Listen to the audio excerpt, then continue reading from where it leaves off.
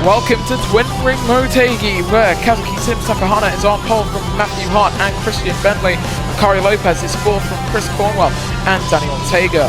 Dominic Hudson starts seventh from Ica World and Guillermo Perez, and rounding out the top 10 is Italy's Ahmed Celia.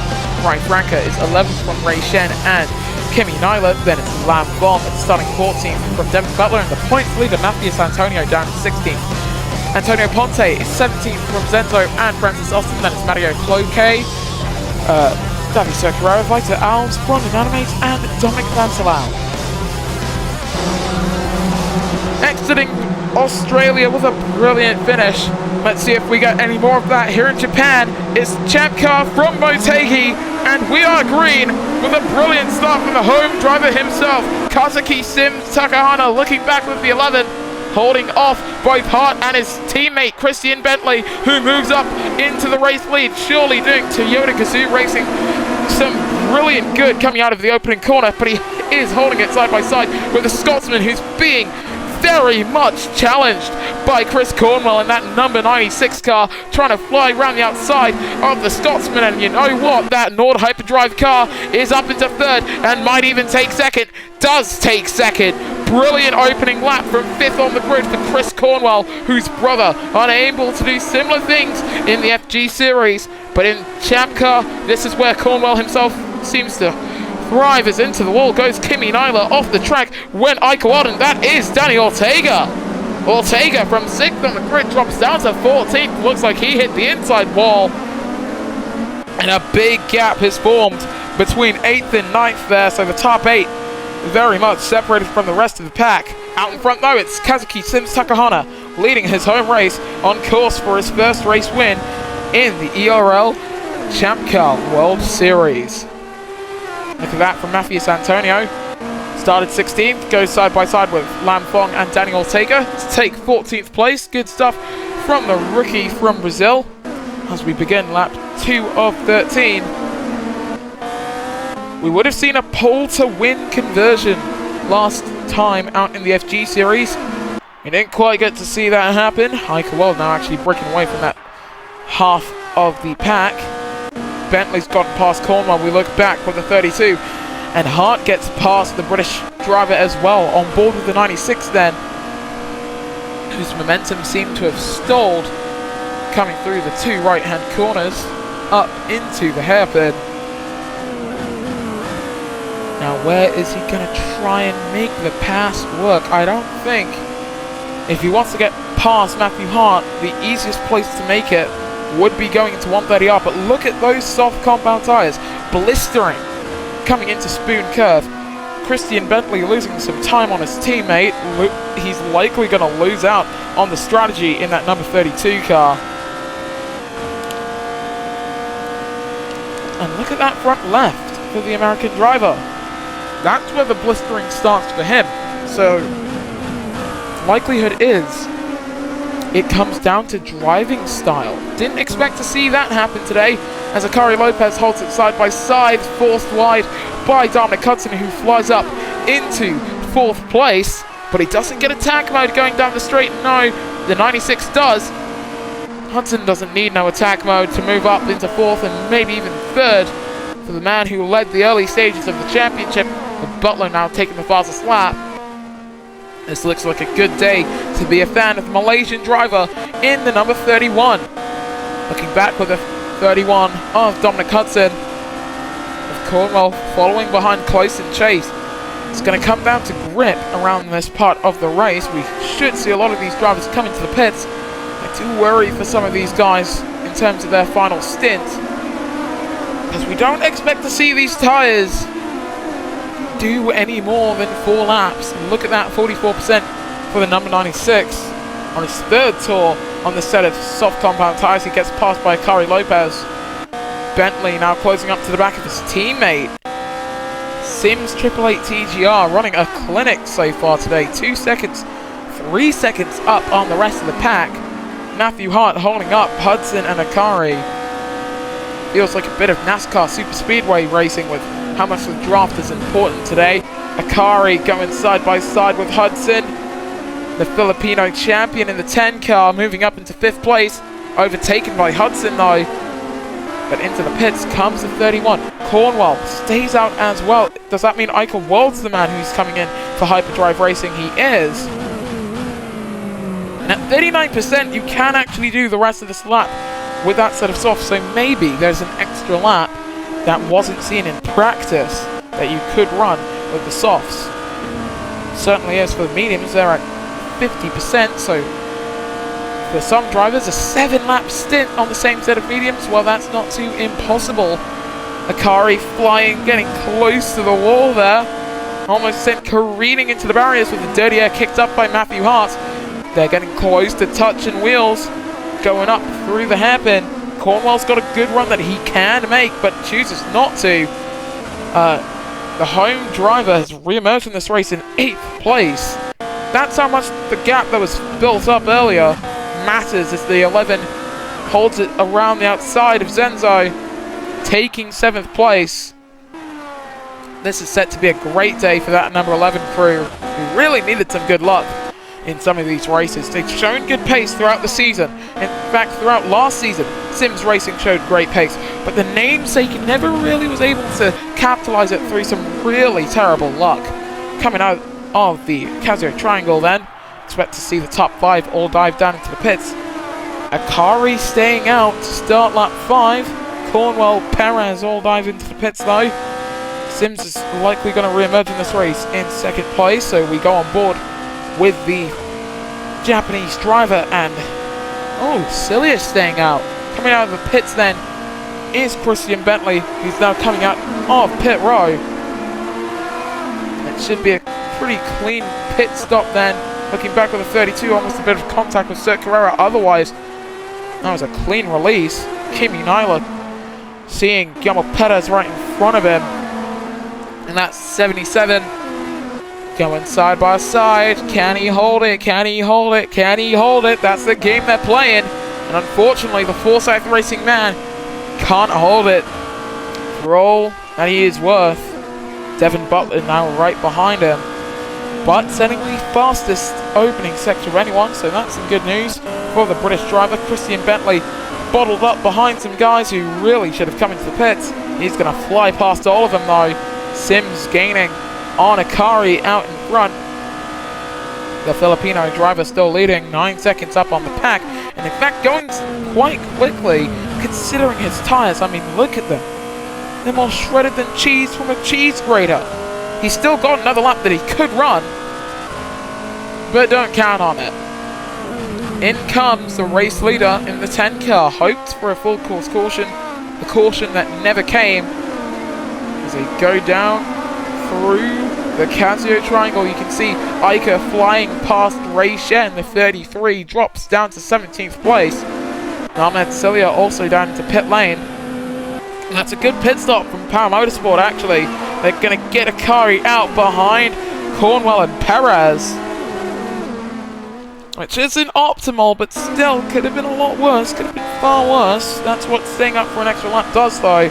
Bentley and Hart far clear from the drivers who came into the pits with them. Hudson's moved up to 2nd, but look at this from Ryan Franke. Might be on a set of soft tyres, but still another good run from the Trackhouse Racing driver. He's up in 3rd. On board with Matthew Hart in that 5th position in the 21 car, trying to close up to the back of Christian Bentley. Mario Kloske, the Belgian driver in the 22 car, chased by most of the fast pack. Here comes Akari Lopez flying up into 6th place. He was 10th just a few seconds ago, and he makes up 4 positions very swiftly. Perez got past Cornwell and Kloske, and that 96 only now able to move up into 8th place. He's challenging for the championship here. Remember, 8 points was the margin between himself and Antonio coming into this race. Kloike getting side by side with Butler. I think this should be a good pass for the 22. Look at the state of his tyres though, as he begins his 7th lap on the same set of hard compound tyres. His teammate dives down into the pits to get off of his softs. What tyres does he go on to? It's a set of hards. Vita Alves. And now Brondon Animates, setting some very quick lap times. despite the fastest lap point being removed back in Season 5. I do believe it does bear repeating that there is no point for fastest lap because the FG Series does have it. On board with Bentley. Now he's cleared Matthew Hart. Most of the leading field now beginning to pack themselves a lot closer together. Here comes the 32, side by side with Hudson. This is going to become a 1-2 for Sims Racing, is it? It is. Coming through Spoon Curve. And Sims 888 Toyota Gazoo Racing now take the lead 1 and 2 here in Twin Ring Motegi. Dominic Hudson, however, still trying to change that as he comes down into the Casio Triangle. He can't get the car slowed down enough and late enough to get the pass made. Meanwhile, further back, Perez versus Cornwell fighting over 6th place. And it's Hudson and Hart both dive down into the pits with darkening clouds. Something tells me we could see some intermediates with 5 laps to go. Mediums going on for the Scotsman. Cloquet comes in for his first stop. That was probably the last lap he had the chance to come in for. A lot of tires going on for him though, as Zenzo posts the fastest lap of this race. What are the tires for the Brazilian? Sorry, for the Belgian, it's a set of softs. I was thinking of his teammate and also of Zenzo. There's a lot of Brazilians on the grid now that I think about it. And just a little word to the guys who are watching here on Sparkplug Motorsport. Thank you so much for supporting the channel, first of all. And I've noticed, most viewed audience from the UK, second most. Thought it would be from the US, maybe Nigeria because of my family there. No, it is in fact Brazil as we go on board with America's number 32, Christian Bentley on the back of Akari Lopez. Where does he want to make the pass? Right behind Akari, doesn't want to try and make the lunge going into the Casio Triangle. It's going to be late, but it's going to be great if he can get it done. But he gets hit by the number 10 and has to lift to fight another day. But Akari does dive down into the pits with 4 laps to go. These guys are fighting over time here as Perez dives down into the pits as well. These guys really extending their times as long as they can go. Vancelau doing that with the softs, likely to come in and does come in. That was some great stuff from that team, KV Racing, to allow for those tires to last as long as they did. Zenzo coming in as well.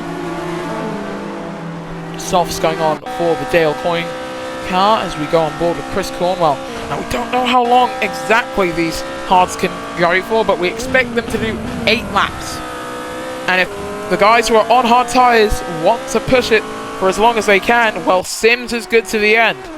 Is he though? He isn't. Cornwell's good to the end. Franca is good to the end, Austin is good to the end, and Sir Carrera is good to the end. And for Cornwell, that is a very big if he can actually manage his tyres well, because he's at 47% at the point where he should be theoretically halfway through his stint. Bentley closing up to the back, and his teammate expect both of these guys to come in before lap 11. Looking back with the 11 car of Kazuki Sims Takahana. His mother's side of the family from Japan, his father's side that set up this team from the United Kingdom. Here he is down into pit lane on lap 10 of 13. Cornwell moving up into second. Bentley taking the race lead. Ahmed Celia dives down into the pits with Lam Fong. And for the guys out in front right now, it really is driving until your tires explode. And if you understood that TMAT Marduk reference, make sure to subscribe to the channel. We are looking to try and get 1,000 by the end of the month. As Matthew Hart darting all over the back of Ica World, with Biter Alves punching in the fastest lap of this race. The Angolian driver just saying, nah mate, I'm cool. Have some fun with Dominic Hudson, who's now all over the back of the 21.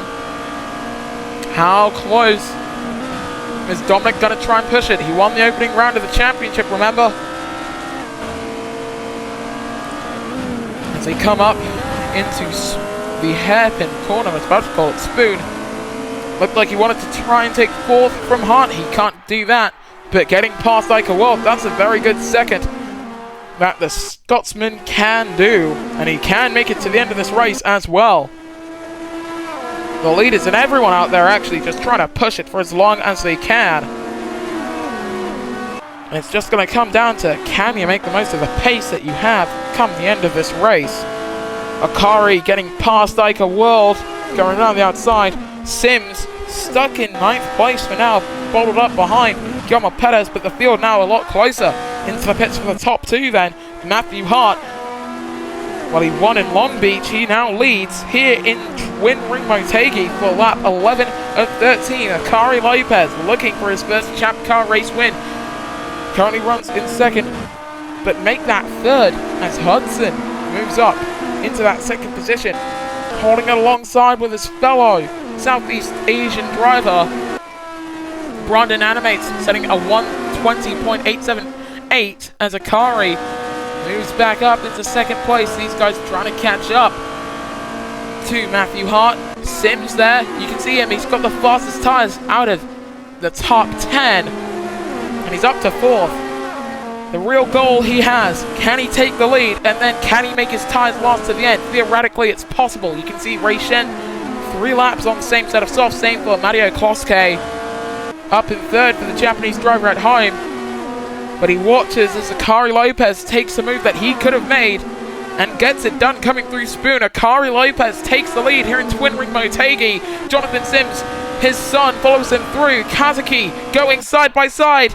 And then number 11, Kazuki Sims Takahata takes the lead here in Motegi. And he will round the final corner to begin the penultimate lap of this race. 2 to go. Can he get to the end? He started this from the pole. And the question is, can he get to the end? On board with Dominic Hudson going side by side with not just Guillermo Perez, his teammate, but Matthew Hart coming through the opening corner. That's 3rd for the number 31, trying to state his claim to the championship crown. Hart moves back up into 3rd, knowing that he's in the title fight too. We are approaching halfway through the season. In fact, midway through round 8, that's where we reach the halfway point of the season. And the real question is for Dominic Hudson, how much more can he get out of his mediums before they give up on him? 4% for Ica World on his set of hard compound tires. There's not much that they can do either. Same for some of these guys on the softs. Chris Cornwell, not one of them. He's trying to fly through the pack here, cut through it like a knife through butter, and I don't think it's going to be too possible for him. Shen and Kloske, they're going to be struggling with their tires come the final lap. Heck, come the end of this lap they might. Ica hitting 2%, coming through Spoon Curve. Sims blast away, 3 seconds in front of Akari. Matthew Hart struggling with his mediums at 24%, but he can make it to the end. A lot of these guys have pushed their Firestone tires to their maximum extent, and they are going to make it as they round the final corner to begin the final lap here in Twin Ring Motegi. Kazuki Sims Takahata came here with a goal to win his first ChampCar race win, to get that, to bag it. How about doing it at home though? Surely he didn't expect to do that. His teammate Christian Bentley dueling for 6th place with Rai Franca. Meanwhile, Ica World dives down into the pits. There's a congregation down the main straight. It's a gaggle of full car punches as the field closing together, congregating through the opening corners, unable to pass as to avoid any sort of caution, it seems. But still, they are banging wheels as much as possible, it seems. Kloske and Shen holding these guys up. And Hudson struggling for pace at 8%, chased by Christian Bentley, who's going to go side by side and take 5th. Cornwell was on the wrong strategy, surely. Sims' teammate also couldn't quite get the strategy tuned just right to him, but it's still going to be a top 5 finish for the American driver, for the Japanese driver at his home race. With Toyota support, he's going to round the final corner as an ERL race winner. Kazuki Sims Takahata wins at Twin Ring Motegi. Akari Lopez comes home with a brilliant 2nd place, and it's 4th for Bentley as we've got yellows in sector 2. We go green again, and it's Matthias Antonio involved in that. The points leader coming in. almost certainly cannot be the points leader coming out. Some of these tires just blew up at the last possible opportunity for some of these men to really have an impact as Zenzo's tires go as we go on board with Ica blasting past up into 17th place. Look at Shen struggling with the tires he's got. Matthias Antonio dropped to the very back of the pack with damage. He won't finish last though. Great job, Kazuki. It's finally happened for ye. The ERL opting not to have penalties throughout this race as well, by the way, guys. Before you wonder why there were no penalties throughout this race, they were just off.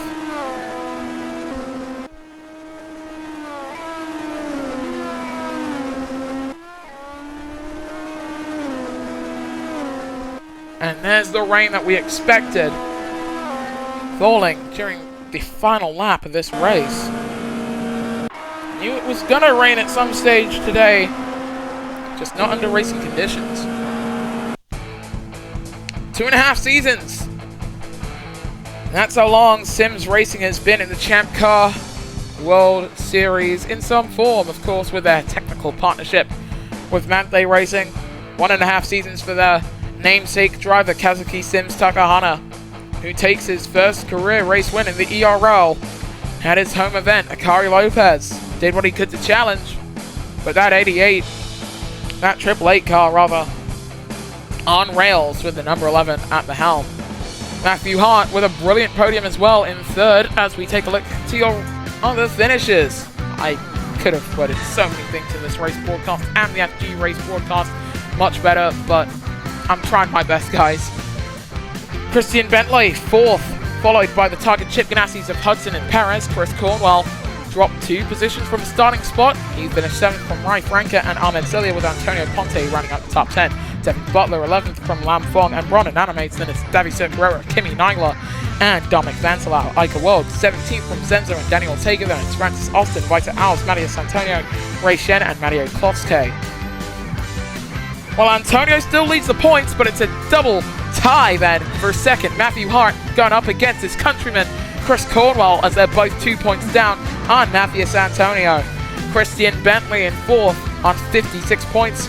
He's only 1 point up on Dominic Hudson. Ahmed Celia 6th from Guillermo Perez, who's currently best of the rest, followed by Kimi Nyla and Kazuki Sims Takahana. Akari Lopez running up the top 10 in points, with a tie for 11th between Daniel Ortega and Lam Fong. Rai Franca 13th from Bronn Animates and Francis Austin, followed by Ica World and Ray Shen. Then it's Davi Circuraro, Mario Kloske, Antonio Ponte, Vita Alves, Zenzo, with the 2 drivers yet to score being Devin Butler and Dominic Vancelau. In the Constructors' Championship, heading into the German ChampCar Trophy, Forsyth Racing lead the point standings from Target Chip Ganassi and Sims 888. Despite having their one of their drivers, rather, in the championship hunt, Nord Hyperdrive Advanced are best of the rate, the best in of the rest. Jesus, I can't speak! They are best of the rest in fourth, followed by Conquest Racing and KV Racing Technology. Andretti Autosport quite a way off of 6th place in 7th on 38 points. Then it's Power Motorsport, Trackhouse Racing, Team Penske, Dragon Racing, and Dale Coyne Racing.